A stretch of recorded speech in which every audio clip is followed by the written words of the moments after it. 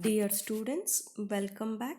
Now we are going to see the other two ligaments. One is the spinomandibular ligament and stylomandibular ligament.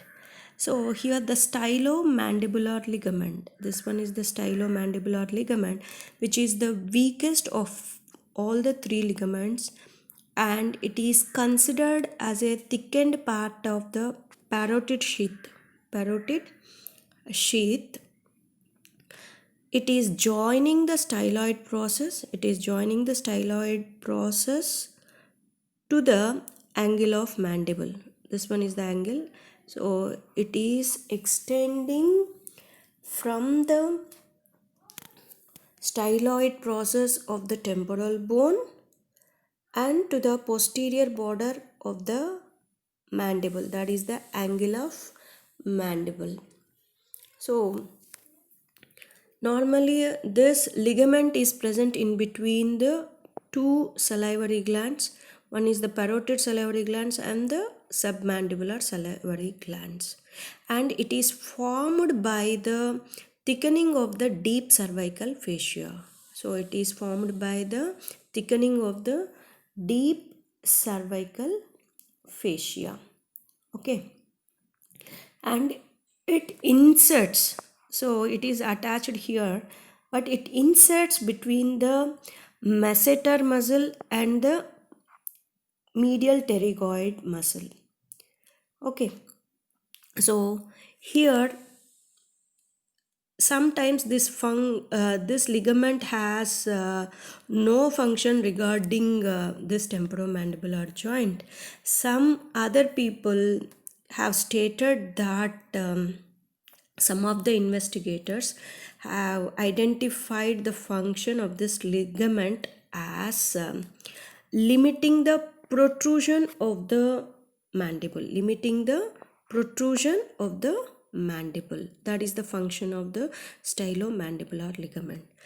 Yes, stylomandibular ligament is the weakest of the three ligaments, and it is considered as the thickened part of parotid sheath.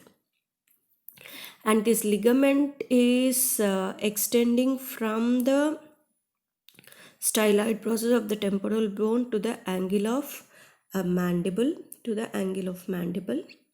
And this ligament is present in between the two salivary glands. One is the submandibular salivary glands and the parotid salivary glands. And this is a modified deep cervical fascia. This ligament is modified deep cervical fascia. And this is inserting in between the two muscles called as masseter and the medial pterygoid muscle. And its function is somewhat controversial, but some investigators or identified that this ligaments helps in the limiting of protrusion of the mandible. This is about the stylomandibular ligament. Now coming to the spinomandibular ligament. The spinomandibular ligament is described as the strong ligament, the next strong ligament, and this is attached from the spine of the sphenoid bone and to the inner surface of the mandible, surface of the ramus of the mandible. So on the inner surface it is having a lingula like structure, lingula of mandible.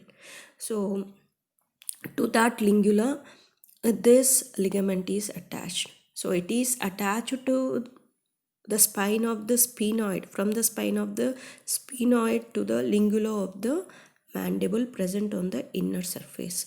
It is also an accessory ligament, and it is called as the remnants of Meckel's cartilage.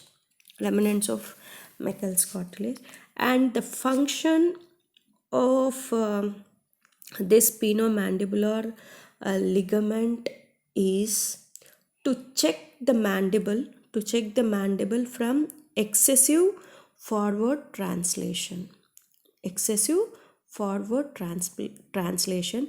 And this ligament also helps in the suspension of the mandible. That means it also acts as a suspensory ligament, and it also checks the mandible from excessive forward translation. So this is about the functions of the ligaments of the temporomandibular joint. In the next session, we are going to see the joint kinematics. Thank you.